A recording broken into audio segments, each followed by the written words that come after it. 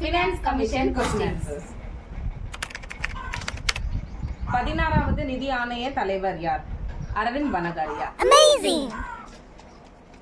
15வது நிதி ஆணைய தலைவர் NK சிங். முதல் நிதி ஆணையம் எந்த ஆண்டு தொடங்கப்பட்டது? 1951.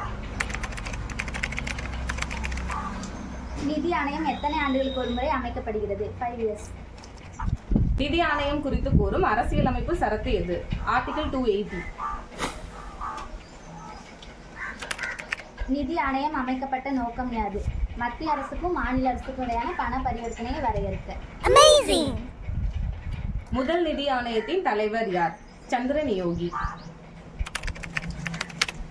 15வது நிதி ஆணையம் அறிவுறுத்தலின்படி எத்தனை சதவீத மாநில அரசுகளுக்கு நிதி வழங்க மத்திய அரசு ஒப்புக்கொண்டது? 41%.